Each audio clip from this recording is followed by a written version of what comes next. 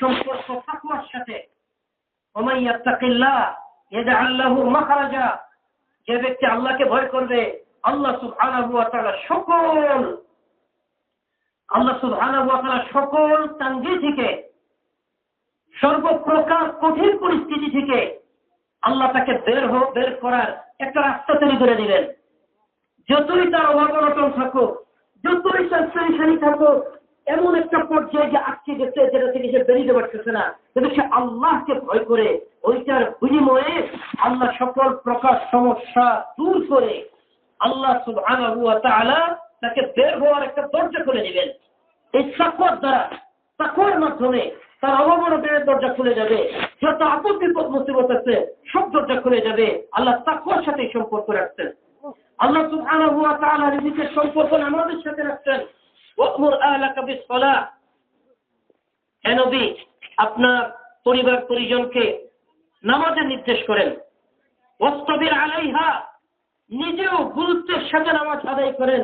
লা নাসআলুকা রিজকা, আমি আপনার কাছে রিজিক চাই না। রিজিক চাই না মানে আপনি আমাকে রিজিক দেন এটা নয়, এটার ব্যাখ্যার ভিতরে আপনি রিজিকের পিছনে সময় নষ্ট করবেন, এটা আমি চাই না। নাহনু নারযুকুক, আমি আল্লাহ আপনাকে রিজিক দান করব, আমি আল্লাহ আপনাকে রিজিক দান করব। নামাজের মধ্যে আল্লাহ সুবহানাহু ওয়া তাআলা রিজিক রাখছেন। আল্লাহ সুবহানাহু ওয়া তাআলা রিজিক রাখছেন ইস্তিগফারের মধ্যে।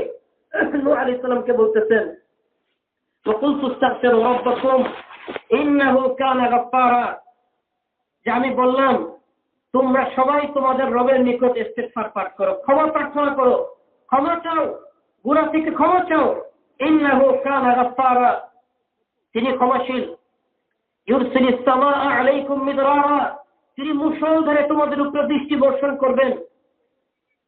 আর কি করবেন? ওয়ায়ুমদিদকুম বিআমওয়ালি ওয়া বানিন, আল্লাহ সুবহানাহু ওয়া তাআলা তোমাদেরকে সম্পদ এবং সন্তানাদি দ্বারা সাহায্য করবেন। ওয়াজআল লাকুম জান্নাত, আল্লাহ সুবহানাহু ওয়া তাআলা তোমাদের জন্য বাগ বাগিচার ব্যবস্থা করবেন। ওয়া আনহারা, এবং নহর নদীর ব্যবস্থা করবেন, সুপেয় পানির ব্যবস্থা করবেন।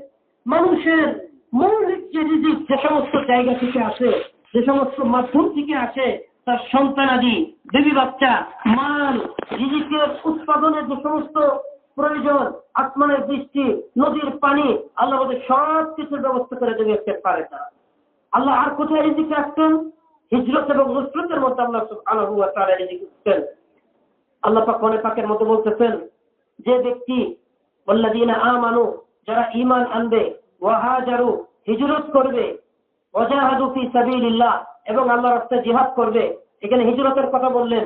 ওয়াল্লাযীনা আওয়াউ, যারা তাদেরকে আশ্রয় দিবে, ওয়া নাসরু, এবং নুসরত করবে। এই যে আনসারের কথা বললেন, নুসরতের কথা বললেন। তারপরে কি বলেন? উলাইকা হুমুল মুমিনুনা হাক্কা, এই হিজরতকারী এবং নুসরতকারীরাই হচ্ছে প্রকৃত ঈমানদার। লাহুম মাগফিরাহ, আল্লাহ সুবহানাহু ওয়া তাআলা তাদের কৃতকর্ম মাফ করে দিবেন। ওয়া রিজকুন কারীম, সম্মানজনক রিজিক আল্লাহ সুবহানাহু ওয়া তাআলা তাদেরকে দান করবেন। হযরত বলতেছেন, আসবাবের সাথে কোনো ওয়াদা রাখেন নাই, কোনো ওয়াদা রাখেন নাই। অতএব যদি আমরা সেই ওয়াদা ছাড়া আসবাবের পিছনে এত দৌড়ানোর কারণেই আজকে দুনিয়াতে কিছু পাইতেছি না, অভাব-অনটনের কোনো শেষ নাই। যদি আমরা আসবাবের পিছনে যেরকম দেশে বিদেশে দৌড়াইতেছি, সকাল থেকে সন্ধ্যা পর্যন্ত দৌড়াইতেছি, যদি আমালের পিছনে আমরা সকাল থেকে সন্ধ্যা পর্যন্ত মেহনত করতাম, এই আমাল হাসিল করার জন্য চেষ্টা করতাম, আমরা দুনিয়ার জন্য যেমন দেশ বিদেশ যাচ্ছি, যদি আমাল হাসিল করার জন্য দেশ বিদেশ সফর করতাম, তাহলে আল্লাহ সমস্ত রিজিক আমাদের পায়ের কাছে এনে হাজির করে দিতেন। इसलिए इस यकीन और इस ईमान को सहाबा सीखा करते थे कि हमें इस्लाम और ईमान का धोखा लग गया कि हम इस्लाम को ईमान समझते हैं, जबकि इस्लाम अलग शय है और ईमान अलग शय है। एक जमात हुजूर के पास आई, वक़ालतिल अराबु आमन्ना, आकर उन्होंने कलमा पढ़ा, बाहर निकले, लोगों से कहा आमन्ना, हम तो मूमिन हो गए। अल्लाह ने कुरान उतारा, लम तुमिनु वलाकिन कुलू अस्लमना, ये कहो कि हम मुसलमान हुए हैं। ईमान तो अलग है।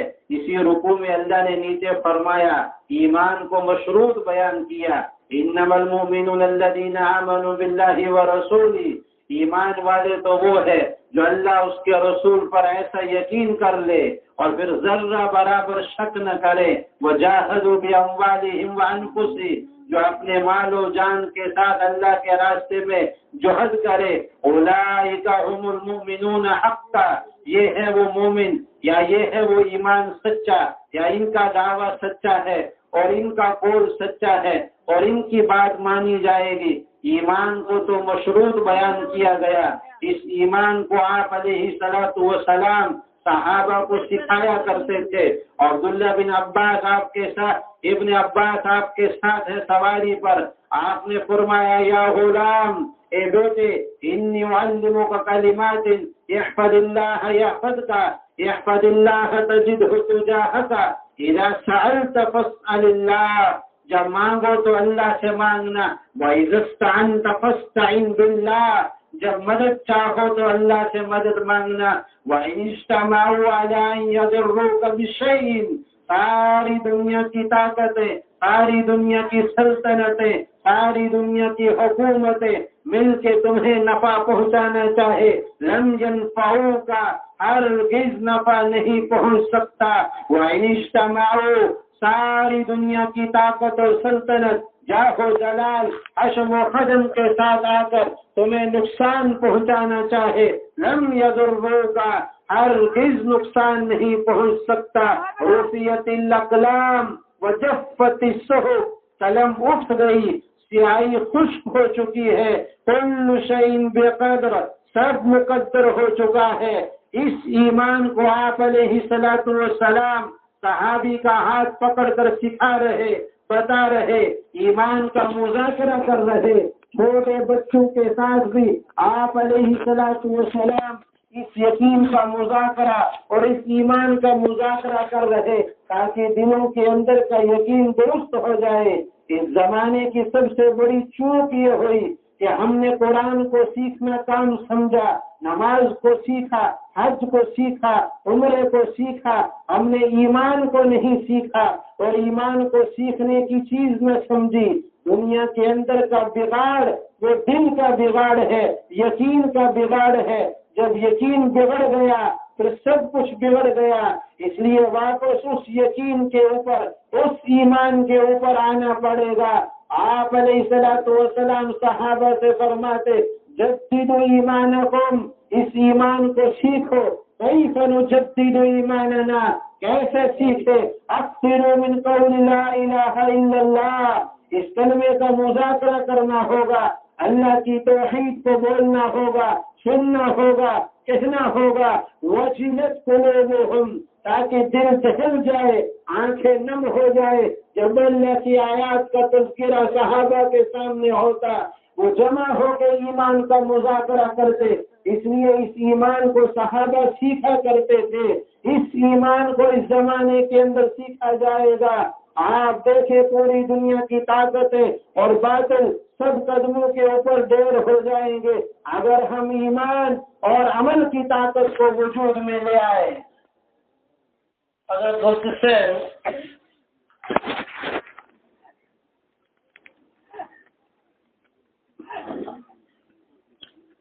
হযরত বলতেছেন যে ঈমান এটা একটা শিখার জিনিস। আমরা শুধু কালেমা পড়ার দ্বারা যে ইসলাম গ্রহণ করছি, অনেকে এটাকে ঈমান মনে করছি। আমরা ইসলামকে ঈমান মনে করছি, অথচ ঈমান এবং ইসলাম সম্পূর্ণ ভিন্ন ভিন্ন জিনিস।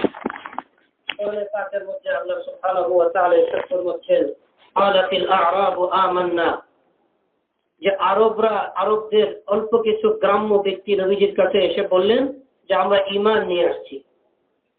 নবীজি সাল্লাল্লাহু আলাইহি ওয়াসাল্লাম কোনো জবাব দেন নাই, যে মেহনত ছাড়া কিভাবে ঈমান শিখলো কিচ্ছু বলেন নাই। আয়াত নাযিল হয়ে গেল, কুল্লাম তুমিনু, হে নবী আপনি বলে দিন যে না, তোমরা এখনো ঈমান অর্জন করতে পারো নাই, ওয়ালাকিন কুলু আসলামনা, এতটুকু বলতে পারো যে আমরা মুসলমান হয়েছি, আমরা ইসলাম গ্রহণ করছি। তোমাদের কলবের মধ্যে এখনো ঈমান প্রবেশ করে নাই, এখনো তোমাদের কলবের মধ্যে ঈমান প্রবেশ করে নাই। অতএব ইসলাম আর ঈমান এক জিনিস নয়।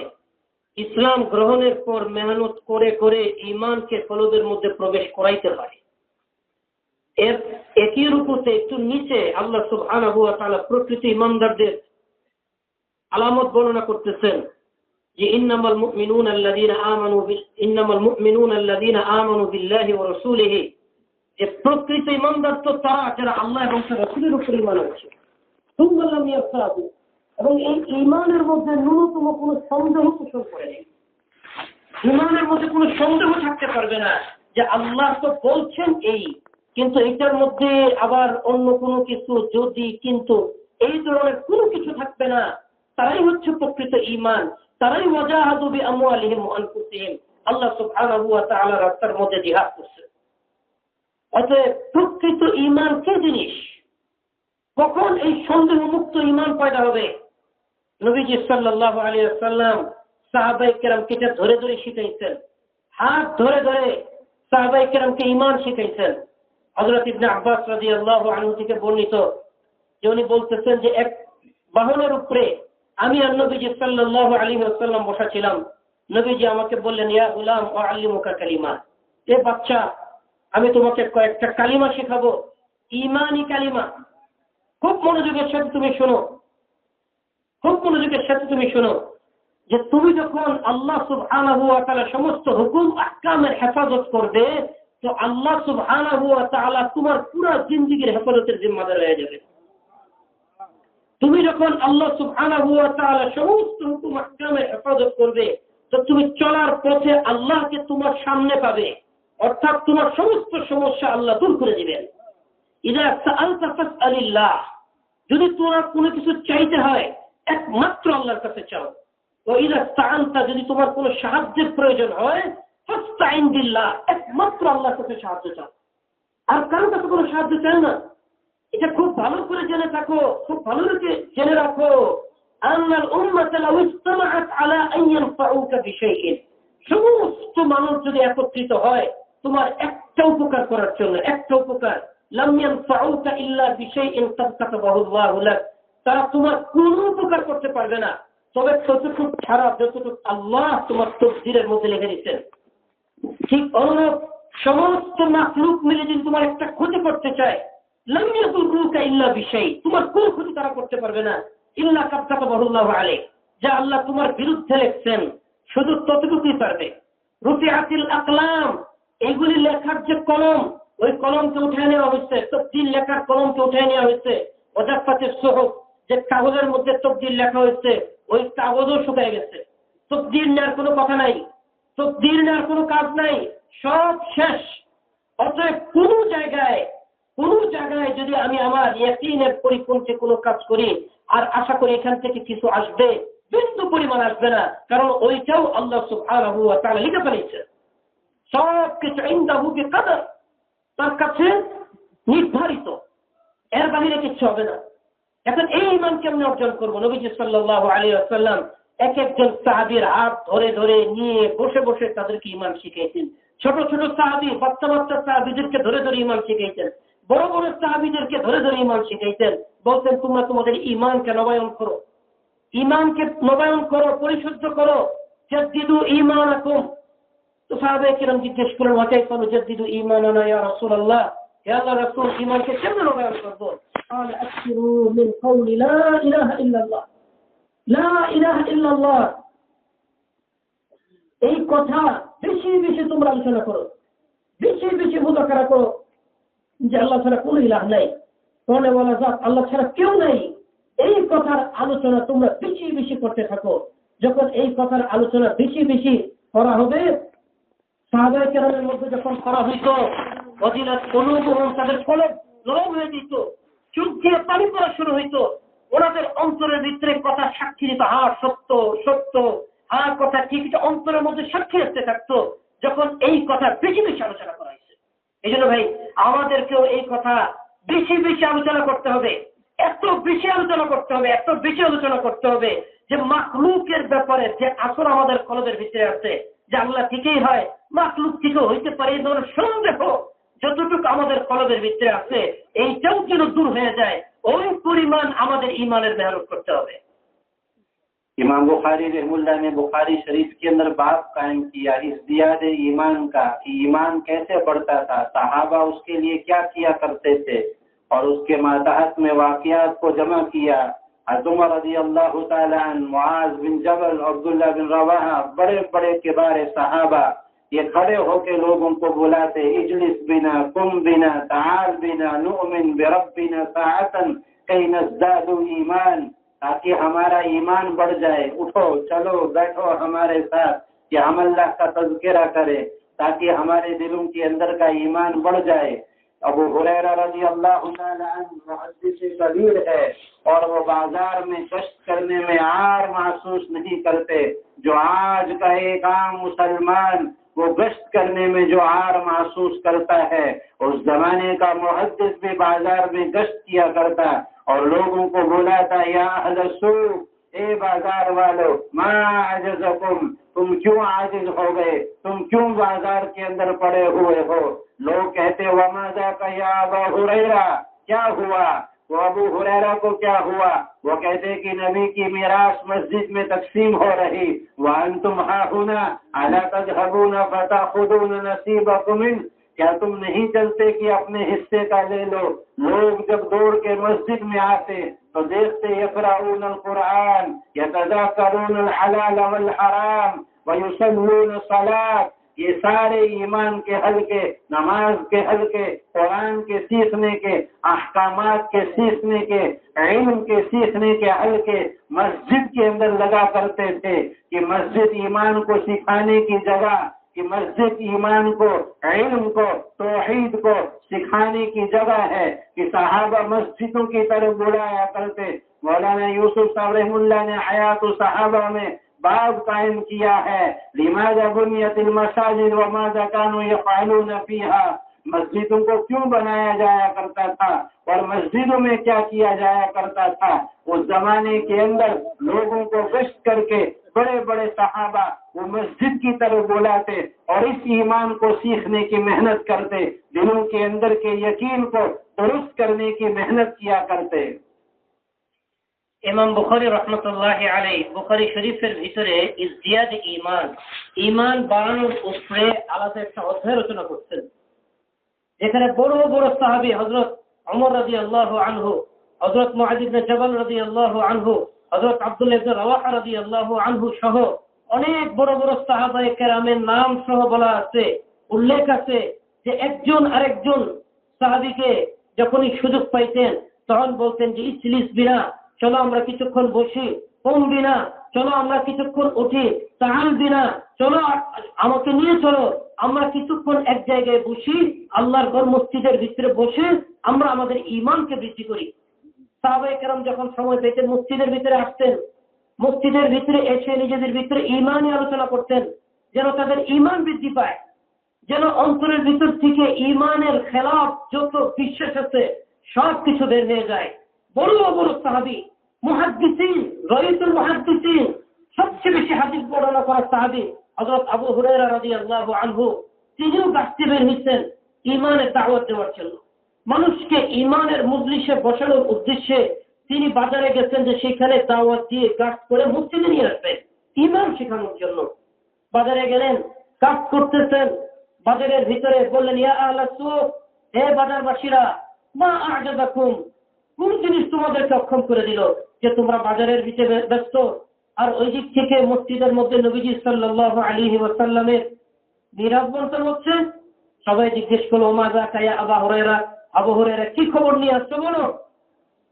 যখন মসজিদের ভিতরে নবীজির মিরাজ বন্টন হচ্ছে আর তোমরা বাজারের মধ্যে ব্যস্ত, তোমরা মিরাজ থেকে কেন মাহরুম থাকবে। তো সবাই এই কথা শুনে মসজিদের দিকে চলে আসতেছেন। আবু হুরায়রা রাদিয়াল্লাহু আনহু মসজিদে অবস্থান করতেছেন। কিছুক্ষণ পরে ওনারা ফিরে গেছেন, গিয়ে বলতেছেন যে আবু হুরায়রা কোথায়, কিছু তো বলতেন হচ্ছে না। তিনি বলেন, কি দেখে আসছো, মসজিদের মধ্যে কি মসজিদ খালি না কিছু হচ্ছে। বলে, আমরা কিছু লোককে দেখলাম ইয়াকরাউন আল কোরআন, কোরআন পাঠ করতেছেন। কিছু লোককে দেখলাম ইয়াতাযাকারুন আল হালাল ওয়াল হারাম, হালাল হারামের আলোচনা করতেছে, মাসলা মাসাইলের মজলিসের ভিতরে বসা। কিছু লোককে দেখলাম কওমুন ইউসাল্লুন, তারা নামাজ পড়তেছে। তো কোথাও নামাজের হালকা, কোথাও ইলমের হালকা, কোথাও কোরআনের হালকা, এগুলি দিতে আসছি। আবু হুরায়রা রাদিয়াল্লাহু আনহু বললেন, আরে এইগুলি তো নবীজি সাল্লাল্লাহু আলাইহি ওয়াসাল্লামের মিরাস, এগুলি তো নবীজি সাল্লাল্লাহু আলাইহি ওয়াসাল্লাম আমাদেরকে শিখে রেখে গেছেন। হযরত ইউসুফ সাহেব রাহমাতুল্লাহি আলাইহি উনি হায়াতুস সাহাবার ভিতরেও একটা অধ্যায় কায়েম করছেন, লিমাযা বুনিয়াতিল মাসাজিদ, কেন মসজিদগুলি নির্মাণ করা হয়েছিল, ওমাযা কানু ইয়াফআলুনা ফিহা, আর সাহাবায়ে কেরাম মসজিদের মধ্যে কি করতেন, মসজিদের আমল কি কি, এই সব বিষয়ে আলোচনা করতেন। সেখানে দেখা যেত যে সাহাবায়ে কেরাম একজন আরেকজনের হাত ধরে ধরে মসজিদে নিয়ে আসতেন। মসজিদের ভিতরে বসে ওনারা ঈমানি আলোচনা করতেন, ঈমান বাড়ানোর জন্য মসজিদের মধ্যে ফিকির করতেন, মসজিদকে আবাদ করতেন। মসজিদের ভিতরে ওনারা ঈমানি বিষয় এই পরিমাণ আলোচনা করতেন যেটার দ্বারা ওনাদের ঈমান বৃদ্ধি পাইত। मौलाना यूसुफ रहमुल्लाह फरमाया करते थे कि मैं तुम्हें कैसे बताऊं कि पूरी दुनिया के निजाम को मस्जिद से कंट्रोल किया जा सकता है। आज का मुसलमान भूख हड़ताल करके सड़कों पर बैठ के हुकूमत से अपने मसाइल का हल चाहता है।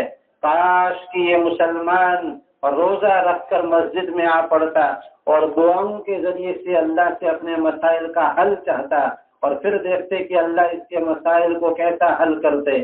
फरमाया सहाबा के जमाने के अंदर भेड़िया भी मस्जिद आया करता था अपनी रोजी के मसले के हल के लिए। आज का मुसलमान वो मस्जिद नहीं आता। आप अलैहिस्सलाम ने हिजरत के बाद सबसे पहले मस्जिद का कयाम और मस्जिद किस तरीके से कायम हो जाए मुसलमानों को मस्जिद से जोड़ा। आज मुसलमानों की परेशानी और मुसलमानों के ऊपर जिल्लत के उतरने की वजह ये है कि मस्जिदें वीरान हो चुकी। मस्जिदों में वो हल्के ईमान के अमल के न रहे, वो हल्के जो सहाबा के जमाने में हुआ करते थे। मस्जिदें जिस कदर आबाद हुआ करती थी, मौलाना इलियास अलैहि रहमा फरमाते हैं आबाद इसे जमाने में से है कि इल्म मस्जिद से उठ गया, वरना सहाबा मस्जिद में इल्म सिखाया करते और इल्म भी अमली इल्म हुआ करता था कि आप अलैहिस्सलातु वस्सलाम इमाम है और अपने मुक्तदी का ऐसा ख्याल है इरजी फसल्ली इन्नका लम तुसल्ली, एक मुक्तदी से कहा तो नमाज नए सिरे से पढ़ ले इसलिए कि तेरी नमाज नहीं हुई। आप अलैहिस्सलातु वस्सलाम दर्स दे रहे, दरवाजे पर एक साहब खड़े हुए, अल्लिमनी या रसूल अल्लाह बिमा अल्लमकल्लाह, मुझे वो सिखाएं जो आपको अल्लाह ने सिखाया। आप अलैहिस्सलातु वस्सलाम मजमे को छोड़ के इनफिरादी तौर पे इस आदमी को दावत देने के लिए दरवाजे पर आ पहुंचे और इतनी देर तक मुज़ाकरा किया कि आप थक गए। रिवायत में है आपके लिए कुर्सी लाई गई जिसके पाए लोहे के थे, आप अलैहिस्सलाम उस पर बराजमान होके और उसको और सिखाते रहे और बताते रहे। इस कदर आप अलैहिस्सलातु वस्सलाम मस्जिद में आने वालों को सुमामा बिन उसाल को कैद किया गया तो मस्जिद में रखा गया। जिद्दी से जिद्दी काफिर भी मस्जिद में आया करता और मस्जिद के माहौल से ऐसा मुतासिर होता। सहाबा के जमाने में मस्जिद में असबाब नहीं थे, ज़खारिफ नहीं थे, आज की तरह चकाचौंध नहीं, बल्कि सहाबा के जमाने की मस्जिदें सादी हुआ करती, लेकिन ईमान और अमल के माहौल से ऐसी नबरेज कि आने वाला जिद्दी से जिद्दी काफिर भी सुमामा बिन उसाल वो मस्जिद में कुफ्र की हालत में दाखिल हुआ, ईमान की हालत लेकर बाहर निकला। हमारी मस्जिदों में दाखिल होने के बाद असबाब से, चीजों से, ज़खारिफ से मुतासिर हुआ जाता है। सहाबा के जमाने की मस्जिदें ईमान और अमल से ऐसी लदी हुई थी, ईमान और अमल के माहौल से ऐसे मुनव्वर हो चुकी थी, हर आने वाला ईमान और अमल को लेकर जाता। मौलाना यूसुफ साहब रहमुल्लाह फरमाया करते कि हमारे काम का ये मकसद है हर मस्जिद मदरसा बन जाए, हर मस्जिद ऐसी ईमान से आबाद हो जाए, हर आने वाला अपनी जरूरत का इल्म और अपनी जरूरत की हिदायत लेकर मस्जिद से वापस जाए। हजरत বলতেছেন যে ইলিয়াস রহমতুল্লাহি আলাইহি কথা বলতেন যে আফসোসের বিষয় হলো যে আজকে মুসলমান মসজিদ ছেড়ে দিয়ে রাজপথে নেমে দাবি দাওয়া আদায় করার জন্য নিজেদের প্রয়োজন পুরা করার জন্য মশগুল হয়ে গেছে। অথচ সাহাবায়ে কেরামের জমানায় যত প্রয়োজন ছিল সমস্ত প্রয়োজন সাহাবায়ে কেরাম মসজিদ থেকে সমাধান করতেন। মসজিদ হচ্ছে মুসলমানদের সমস্ত সমস্যার সমাধানের জায়গা। আজকে মুসলমান মসজিদ ছেড়ে দিয়ে রাস্তায় বিভিন্ন পয়েন্টে পয়েন্টে যার যার দাবি দাওয়া নিয়ে দাঁড়ায় গেছে, আর তাদের দাবিও আদায় হইতেছে না, দাবিও পুরো হইতেছে না। এতটুক কোশেশ, এতটুক ফিকির, এতটুক কষ্ট যদি তারা মসজিদের ভিতরে করতো, তো আল্লাহ সুবহানাহু ওয়া তাআলার পক্ষ থেকে তাদের প্রয়োজন পুরো করে দেওয়া হইত। মদিনার অবস্থা তো এমন ছিল যে একটা ভেড়া, সেও তার প্রয়োজনের জন্য মসজিদের মধ্যে আসছে, ভেড়া খিদা লাগছে তো মসজিদে চলে আসছে। আর আজকে মুসলমানের কি অবস্থা, মসজিদের মধ্যে ঢুকতে চাই না। এই রহমতুল্লাহির কথার মধ্যে ছিল যে যদি তোমরা মসজিদকে সঠিক অবস্থায় আবাদ করতে পারতে, সঠিক অবস্থায় যদি তোমরা মসজিদ আবাদ করতে পারতে, তো আজকে যে দুর্দশা দুর্দিন তোমাদের দেখতে হইতেছে, এটা দেখতে হইতো না। সারা পৃথিবীর রাজা বাদশাহ তোমাদেরকে পাত্তা দিয়া চলতো, কারণ আল্লাহ তোমাদেরকে এমন শক্তি, এমন গাম্ভীর্য দান করতেন যে তোমাদেরকে হিসাবের বাইরে রেখে দুনিয়ার কেউ কোনো হিসাব কিতাব চুকাইতে পারতো না। তোমরা মসজিদ ছেড়ে দিত, যার কারণে আজকে তোমরা সমস্ত সম্মান থেকে এবং তোমাদের প্রয়োজন পুরা হওয়া থেকে মাহরুম হয়ে গেছে। সাহাবায়ে কেরামের জমানায় মসজিদ খুব সাধারণ ছিল, খুব সাধারণ সাধারণ মসজিদ ছিল।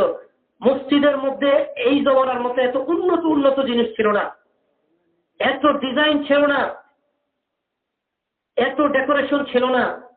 আজকে সব কিছু সুন্দর হয়েছে, কিন্তু মসজিদের মধ্যে জুতা চোর বেড়ে গেছে। কিন্তু সাহাবায়ে কেরামের জমানায় মসজিদ ছিল খুব খারাপ, একদম জীর্ণ শীর্ণ, মসজিদের ভিতরে কোনো সৌন্দর্য ছিল না, কিন্তু ওইখান থেকে ইমানদার বের হইত, ইমানদার বের হইত। হযরত বলতেছেন সুমামা ইবনে উসাল একজন সাহাবী, কত কট্টর, মসজিদের ভিতরে আসছে কাফের অবস্থায়, যখন বের হইছে তো ইমানদার অবস্থায় মসজিদ থেকে বের হয়ে গেছে। এরকম জিদ্দি জিদ্দি সাহাবী, জিদ্দি জিদ্দি কাফের, কট্টর কট্টর কাফের ছাড়া, এগুলি কাইনা মসজিদের মধ্যে রেখে দেওয়া হইতো। কয়েকদিন মসজিদে থাকতে থাকতে তারা ইমানদার হয়ে যেত। নবীজি সাল্লাল্লাহু আলাইহি ওয়াসাল্লাম মসজিদের ভিতরে ঈমান শিখাইতেন, আমল শিখাইতেন। মসজিদ ছিল ইলমের জায়গা। এক সাহাবী এসে নামাজ পড়লেন, এমন ভাবে নামাজ পড়লেন যেভাবে নবীজি নামাজ পড়েন ওইভাবে নামাজ হয় নাই। তো নবীজি তাকে ডাইকে বললেন, সল্লি ফাইন্নাকা লাম তুসাল্লি, যাও আবার গিয়ে নামাজ পড়ো, তোমার এই নামাজ হয় নাই। নবীজি সাল্লাল্লাহু আলাইহি ওয়াসাল্লাম দৌড় দিচ্ছেন মসজিদের ভিতরে। একজন সাহাবী আসছেন, মসজিদের দরজার ভিতরে দাঁড়ায় বলতেছেন যে আল্লিমনি মিম্মা আল্লামাকাল্লাহ, আল্লাহ আপনাকে যা শিখাইছেন আমাকেও সেখান থেকে কিছু শিক্ষা দেন। নবীজি সাল্লাল্লাহু আলাইহি ওয়াসাল্লাম দর্স বাদ দিয়ে ওই সাহাবীকে ইলম শিখাইতে গেছেন। শিখাইতে শিখাইতে কথা বলতে বলতে ক্লান্ত হয়ে গেছেন। তখন চেয়ার আনা হয়েছে, লোহার পা ছিল, বর্ণনার ভিতরে আছে লোহার পা যুক্ত চেয়ার।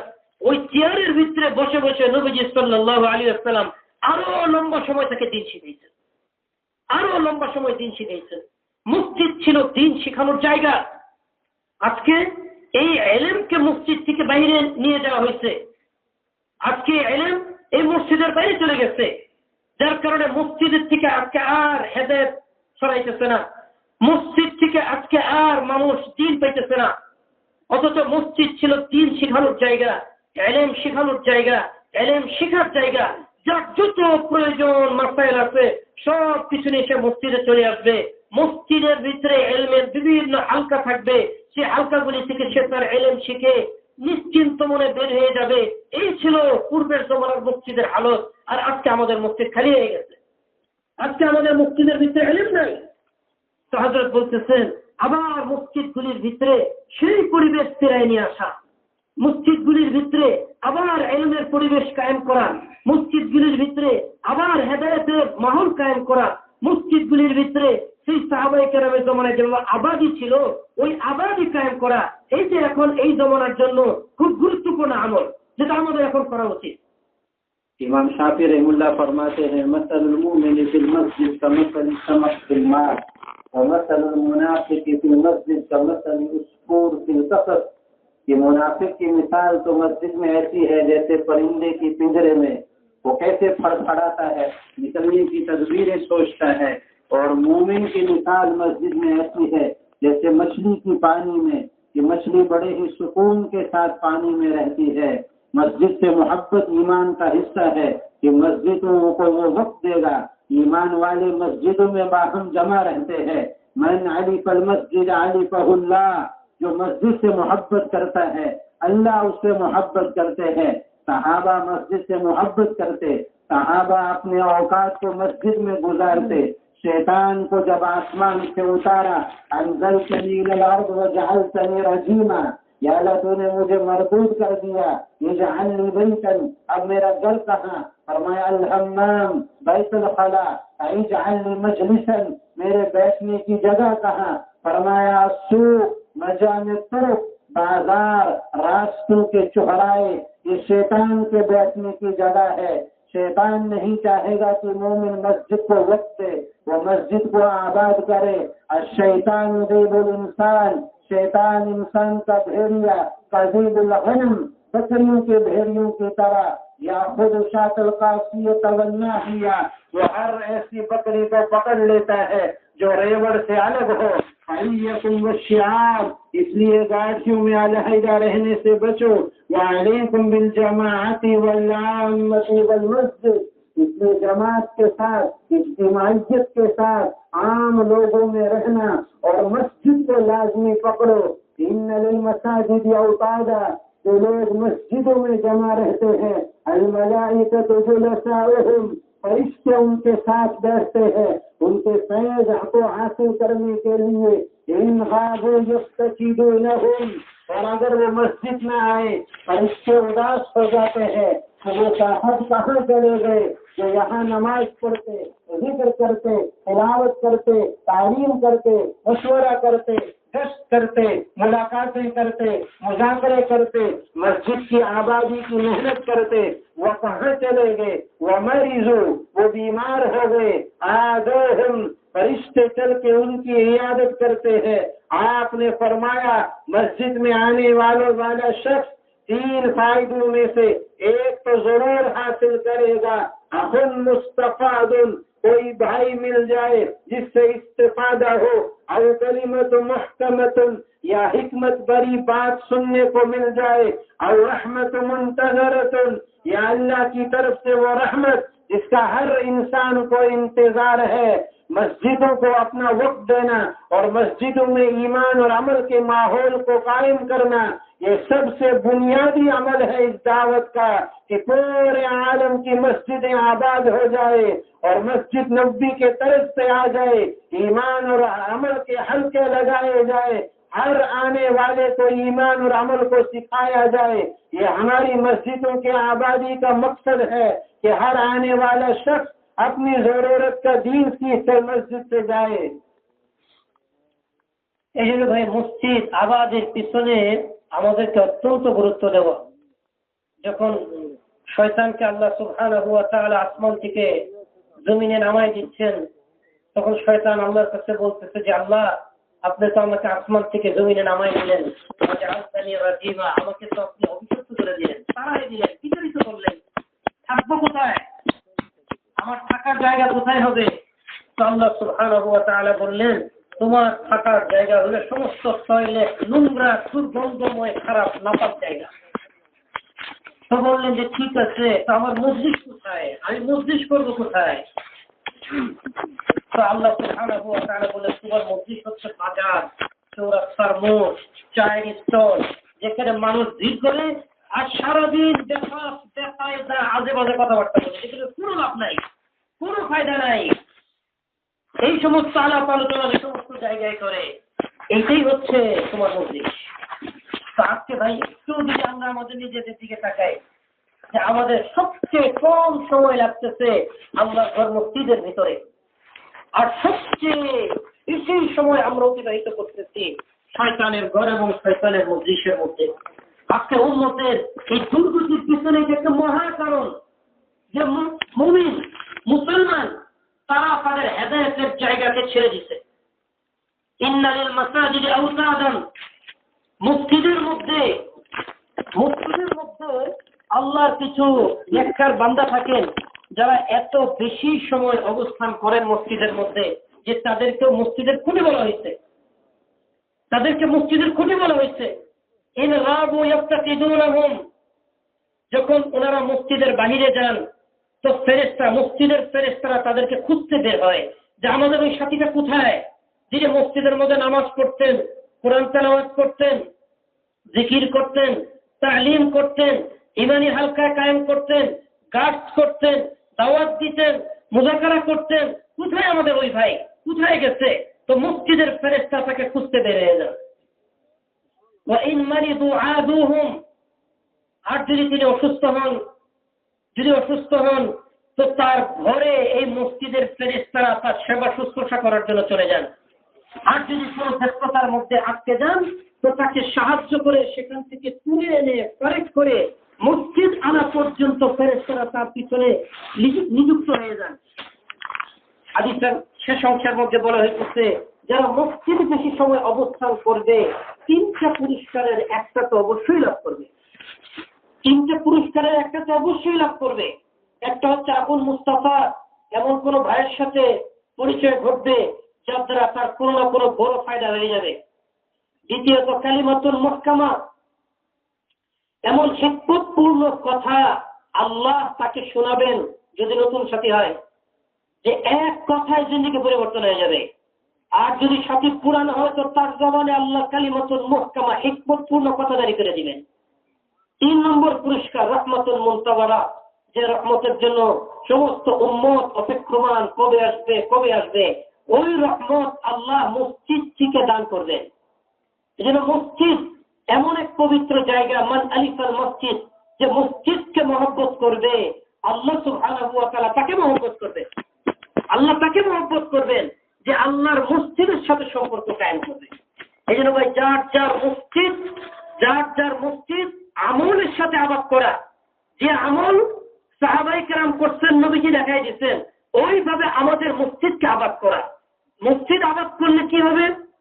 শয়তান কাদেরকে ধোঁকার মধ্যে ফেলায়। হাদিসে পাকের ভিতরে আসছে, যেমন বকরির জন্য ভাগ আছে, এরকম মানুষেরও ভাগ আছে। তো যে বকরি পাল থেকে দূরে চলে যায়, তো তাকে বাদ খেয়ে ফেলে। তো মানুষের মধ্যেও যে ব্যক্তি দলছুট হয়, তো তাকেও শয়তান গিলে ফেলে। বাঁচার উপায় কি? নবী সাল্লাল্লাহু আলাইহি ওয়াসাল্লাম বলতেছেন, ইয়াকুম ওয়াশিআব, কখনো একাকী থাকবে না, পথে চলবে না, তো শয়তান তোমার উপরে গালেব হয়ে যাবে। 3 কাজ করো, তাহলে শয়তান তোমার উপরে গালেব হতে পারবে না। 3 কাজ করো। 1 নম্বর, তোমার জামাতের সাথে থাকবে, ইজতিমাইয়াতের সাথে থাকবে, একসাথে চলবে, উম্মত হয়ে চলবে, বিচ্ছিন্ন হয়ে থাকবে না। দ্বিতীয়ত, আমুমভাবে আওয়ামের নাসের সাথে থাকবে, সাধারণ মানুষের সাথে থাকো, কোন স্পেশালিটি গ্রহণ করবে না, খুশুসি হবে না। 3 নম্বর কি? ওয়াল মসজিদ, মসজিদের মধ্যে থাকো। যে ব্যক্তি বেশি সময় মসজিদের মধ্যে থাকবে, তো শয়তান তাকে গ্রাস করতে পারবে না, শয়তান তাকে ঘিরতে পারবে না, শয়তান তাকে ফিতনার মধ্যে ফেলাতে পারবে না। मौलाना इलियास अलैहिर्रहमा उम्र के आखिरी हिस्से में थे और बहुत बीमार थे। मुफ्ती ज़ैनुल आबिदीन साहब रहमुल्लाह ने फरमाया कि हजरत मैं तुम्हें फतवा देता हूँ कि आप कमरे में नमाज पढ़ लें। मौलाना इलियास अलैहिर्रहमा ने फरमाया, क्या मरते मरते मुनाफिक हो जाऊं? ইলিয়াস রাহমাতুল্লাহি আলাইহি মৃত্যুর আগে যখন এত অসুস্থ হয়ে পড়লেন যে উঠা বসা করতে হইতো, তখন মুফতি জৈনুল আবেদিন সাহেব রহমতুল্লাহি আলাইহি ওনার কাছে আসলেন, বললেন যে হযরত, আপনার যে শরীরের অবস্থা, আপনি যদি এই ঘরে নামাজ পড়ে নেন, এটা আপনার জন্য আরামদায়ক হবে। তখন ইলিয়াস রহমতুল্লাহি আলাইহি বললেন যে আমি কি মৃত্যুর সময় মুনাফিক হইতে মরবো? मस्जिद के जरिए से मुसलमानों की इज्तिमाइयत कायम होती है, आपस का इत्तेफाक और इत्तेहाद कायम होता है कि मुसलमान मस्जिदों के अंदर जमा होते हैं, जुमा की नमाज के लिए मुसलमान जमा होते हैं, कि मुसलमानों के दिल मिल जाते हैं और इनकी इज्तिमाइयत बहुत बड़ी ताकत होती है। মসজিদে যাওয়ার দ্বারা মুসলমানের মধ্যে ঐক্য পয়দা হয়, একতা পয়দা হয়, মহব্বত পয়দা হয়, একজন আরেকজনের সাথে জুড়ে। এই জন্য জুমার নামাজটাকে বড় করা কেন হয়েছে? জুমার দ্বারা ইজতিমাইয়াত পয়দা হয়। মুসলমান যখন ঐক্যবদ্ধ হবে, তখন মুসলমানের মধ্যে একটা ভিন্ন শক্তি পয়দা হবে। बातिल चाहेगा आपस की फूट पैदा हो जाए, बातिल चाहेगा इनका शिराजा बिखर जाए, बातिल चाहेगा इनकी इज्तिमाइयत टूट जाए, लेकिन मुसलमानों को इज्तिमाइयत के अंदर पूरी उम्मत का नफा है, इज्तिमाइयत के अंदर अपने दीन का नफा है, इज्तिमाइयत के अंदर अपने दीन की हिफाजत है, और इज्तिमाइयत कायम होती है इताअत के साथ। हिदायत के हुसूल के लिए 3 चीजों का वुकू जरूरी है। सबसे बुनियादी चीज इनाबत है, यहदी इलैहि मन युनीब, इनाबत होगी तो हिदायत होगी। दूसरी चीज जुहद है, वल्लज़ीना जाहदू फीना लनहदियन्नहुम सुबुलना, और मुजाहदा होगा, जुहद होगा तो हिदायत होगी। और तीसरी चीज इताअत है, इन तुतिऊहु तहतदू, इताअत होगी तो हिदायत होगी। इताअत किसकी है? अतीउल्लाह व अतीउर रसूल व उलिल अम्रि मिनकुम, इताअत अल्लाह की है, रसूल की है, अमीर की है। इसलिए अमीर की इताअत शख्स परस्ती नहीं, अमीर की इताअत का तो हुक्म है। इस इताअत के साथ इज्तिमाइयत कायम होती है, मरकजियत कायम होती है, मरकज के जरिए से इज्तिमाइयत कायम होती है, और इज्तिमाइयत का बातिल के ऊपर रोक पड़ता है। मुसलमानों की इज्तिमाइयत बहुत बड़ी ताकत है, और इज्तिमाइयत ही से खिलाफत है, इताअत ही से खिलाफत है, अमारत ही खिलाफत है। जब ये कायम होगा तो एक तो खिलाफत कायम होगी इताअत के जरिए से, इज्तिमाइयत के जरिए से, कि जब वो इताअत पर अमला आ जाता है, अपने नफ्स की नहीं, अपनी मनमानी नहीं चलाते, जो कहा जाता है जब उसके ऊपर अमला आ जाता है, उस इताअत को मान लेता है, तो फिर इज्तिमाइयत कायम हो जाती है, और इस इज्तिमाइयत का असर पूरे आलम के ऊपर असर पड़ता है, और पूरे बातिल के ऊपर रोक पड़ जाता है। সমস্ত বাতিল সয় মুসলমানদেরকে বিভক্ত করতে, কারণ তারা জানে মুসলমান যদি ঐক্যবদ্ধ হয়ে যায় তাহলে এমন এক শক্তিতে রূপান্তরিত হবে যে পৃথিবীতে বাতিল টিকতে পারবে না। এই জন্য বাতিল মুসলমানদেরকে ইজতিমাইয়াতের যত জায়গা আছে, ইজতিমাইয়াত কায়েম হওয়ার যত জায়গা, যত ক্ষেত্র, যত আমল আছে, এইগুলি থেকে দূরে সরানোর জন্য মেহনত শুরু করছে। যে মুসলমান টুকরা টুকরা হয়ে যায়, মুসলমান খান খান হয়ে যায়, তো এক মুসলমান আর এক মুসলমানের বিরুদ্ধে লেগে থাকবে, মাঝখান দিয়ে বাতিল সকলের উপরে নেতৃত্ব কায়েম করবে। এই জন্য ভাই ইতাআত এটা হেদায়েতের অনেক গুরুত্বপূর্ণ এক মাধ্যম। হযরত বলতেছেন যে 3টা জিনিস যদি পাওয়া যায় তাহলে হেদায়েত কায়েম হয়ে যাবে।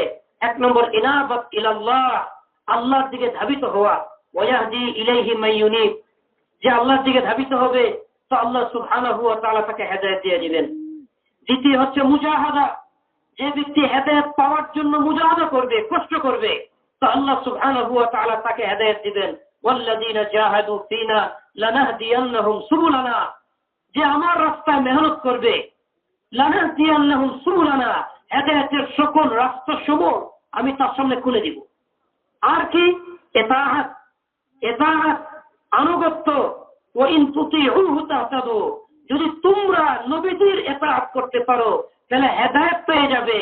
হেদায়েত ইতাআতের সাথে সম্পৃক্ত, আনুগত্যের সাথে সম্পৃক্ত। ইতাআত কার কার হবে? আল্লাহ পাক কোরআনে পাকের মধ্যে বলতেছেন আতিউল্লাহ, আল্লাহর ইতাআত করো, ওয়া আতিউর রাসূল, এবং রাসূলের ইতাআত করো, ওয়া উলিল আমরি মিনকুম, এবং আমিরের ইতাআত করো। আমিরের ইতাআত এইটা ব্যক্তি পূজা না, এটা আল্লাহর হুকুম। আজকে বাতিল আমাদেরকে বুঝায় যে তোমরা ব্যক্তি পূজা কেন করো, তোমরা আমির ছেড়ে দাও, ব্যক্তি পূজা ছেড়ে দাও। আর আল্লাহ সুবহানাহু ওয়া তাআলা বলতেছেন ওয়া উলিল আমরি মিনকুম, তোমরা আমিরের ইতাআত করো। আমিরের ইতাআত যখন মানুষ করবে তখন তাদের মধ্যে ইজতিমাইয়ত পয়দা হবে, ইজতিমাইয়ত পয়দা হবে। এই জন্য আমিরের ইতাআত, মারকাজিয়ত, মারকাজের সাথে সম্পর্ক রাখা, এইটা হেদায়েতের একটা জরিয়া, এটা হেদায়েতের একটা রাস্তা। এটাকে বাদ দিয়া কখনো উম্মত ঐক্যবদ্ধ হইতে পারবে না। এক একজন এক এক কথা বলবে। তো একটা জায়গায় গিয়ে যদি ঐক্যবদ্ধ হইতে হয় তো একজন ব্যক্তির কাছে ঐক্যবদ্ধ হইতে হবে, উনি আমির। ওই আমিরকে মানাই ইতাআত, আমিরকে মানা, আমির হওয়া ওটা হচ্ছে ইমারত। আর মুজাহাদা, হযরত বলতেছেন ইজতিমাইয়াত, ইমারত, ইতাআত এগুলি হচ্ছে খেলাফত। যখন উম্মত এগুলির উপর ঐক্যবদ্ধ হয়ে যাবে, যখন উম্মত ঐক্যবদ্ধ হয়ে যাবে, তারা এক আমিরকে মানে, তো এক আমিরকে মানলে আমিরের কথা যদি সবাই মানে তো সবাই এক কথার উপরে উঠে যাবে, সবার ইখতিলাফ দূর হয়ে যাবে, সবাই ঐক্যবদ্ধ হয়ে যাবে। যদি এমন অবস্থা তৈরি হয় তখন বাতিল ঘাবড়ে যাবে, বাতিল ভয় পেয়ে যাবে, বাতিলের উপরে রোগ সৃষ্টি হবে, মুসলমানের একটা ভয় বাতিলের অন্তরে চলে আসবে। ওইটাই হচ্ছে খেলাফত, যে মুসলমান যা বলবে বাতিল সেটার সামনে নত থাকবে। এই ইজতিমাইয়াতের মধ্যেই দ্বীনের হেফাজত, ইজতিমাইয়াতের ভিতরেই ঈমানের হেফাজত। আর ইজতিমাইয়াত যদি খতম হয়ে যায়, ইজতিমাইয়াত যদি নষ্ট হয়ে যায়, তাহলে ইখতিলাফ পয়দা হবে, বাতিল মুসলমানের উপরে গালেব হবে, এটার দ্বারা দ্বীনও ধ্বংস হবে, নিজের ঈমানও ধ্বংস হবে, উম্মতও ক্ষতিগ্রস্ত হবে। এই জন্য আল্লাহর দিকে রুজু হওয়া, ইজতিমাইয়াতের উপরে চলা আর আমিরকে মেনে চলা, এটা আমাদের মেহনতের অন্যতম গুরুত্বপূর্ণ একটা কাজ। इज्तिमाइयत इतनी अहम चीज है कि अगर उसके लिए जान भी चली जाए लेकिन इज्तिमाइयत न जाए, आपस का इत्तेहाद न जाए, आपस का इत्तेफाक न जाए। कि मौलाना यूसुफ साहब रहमुल्लाह 1947 के अंदर जब मुल्क के हालात खराब हुए और कहा कि हजरत मरकज छोड़ दे, ताकि मरकज नहीं छोड़ूंगा। मुफ्ती जैनुल आबिदीन साहब ने फरमाया कि हजरत जान बचाना फर्ज है। फरमाया कि नहीं, दीन बचाने के लिए जान का देना फर्ज है। कि जान चली जाए लेकिन मरकज नहीं, मरकजियत नहीं, इज्तिमाइयत नहीं छूट सकती है। कि फरमाया आप अलैहिस्सलातु वस्सलाम जब दुनिया से पर्दा फरमा गए, सहाबा तशरीफ फरमा है, अबू बकर, हजरत उमर और दीगर सहाबा हुजूर के पास तशरीफ फरमा है। एक दूर से सहाबी दौड़ते हुए आए और आके कहने लगे कि अबू बकर तुम यहाँ बैठे हो, खुला जगह उम्मत के तोड़ने का और उम्मत के शीराजे को तोड़ने का, उम्मत की इज्तिमाइयत के तोड़ने का निजाम चल पड़ा है। अबू बकर रज़ी अल्लाह अन्हु ने हज़रत उमर को साथ लिया, एक तीसरे सहाबी को साथ लेकर उस जगह पर पहुंचे। सहाबा आपस में अंसार और मुहाजिरीन जमा होकर मशवरा कर रहे कि अब हुजूर दुनिया से चले गए हैं, अब हमारा मशवरा कौन करेगा, अब हमारी जिम्मेदारी और अमारत के निजाम को कौन संभालेगा, खिलाफत के निजाम को कौन संभालेगा।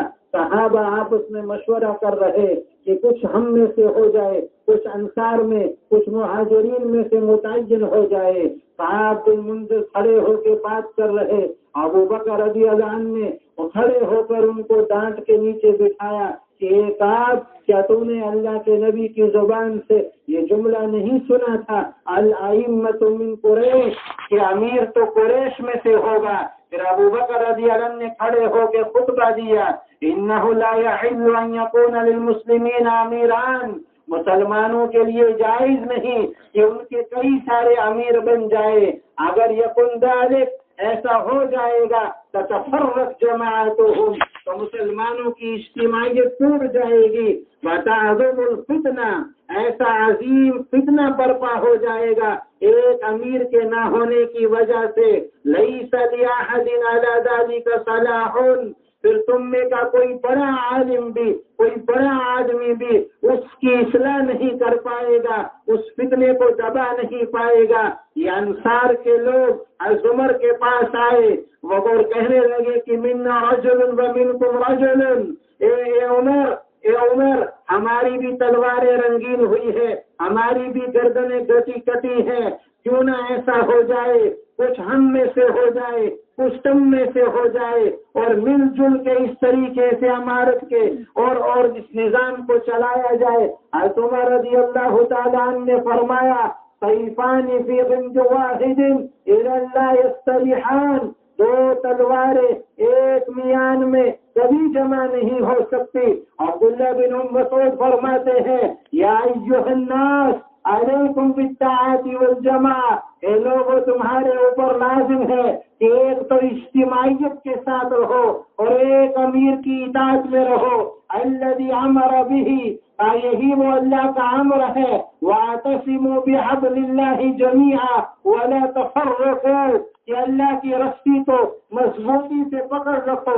इब्ने मसूद की तफसीर है, वो फरमाते हैं इस रस्सी से मुराद अमीर है कि इस अमीर की इताअत करते रहो। फरमाया इन्नमा तकरहून फिल जमाअती खैरुम मिम्मा तहिब्बून फिल फुरका, तुम्हारे इज्तिमाइयत में इकट्ठे रहते रहते जो कभी कोई नागवारी भी आ जाए, खैरुम मिम्मा तुहिब्बून फिल फुरका, तुम्हारे अलग हो जाने के बाद की खैर से अच्छा है।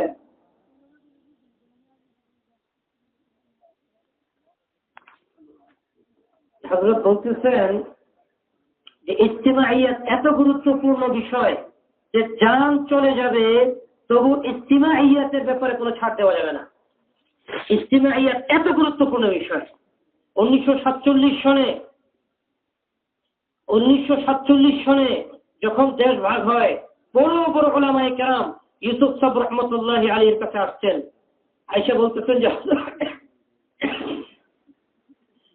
যে হযরত এই মার্কাজ ছেড়ে এখন চলে যাওয়া উত্তম, কারণ যে পরিবেশ কায়েম হয়েছে মার্কাজ ভেঙে আপনাকেও খতম করে দেওয়া হইতে পারে। এত কঠিন পরিবেশ কায়েম হয়েছে, চতুর্দিকে যুদ্ধ চলতেছে। তখন ইউসুফ সাহেব রহমতুল্লাহি আলাইহি রাজি হন নাই। তখন মুফতি জালাল আবিদিন সাহেব রহমতুল্লাহি আলাইহি আসলেন। আয়েশা বললেন যে হযরত জান বাঁচানো তো ফরজ। ইউসুফ সাহেব রহমতুল্লাহি আলাইহি বললেন ঈমান বাঁচানোর জন্য জান দেওয়া ফরজ, জান বাঁচানো ফরজ না। দ্বীন বাঁচানোর জন্য জান দেওয়া ফরজ। আজকে এই মার্কাজ উম্মতকে ঐক্যবদ্ধ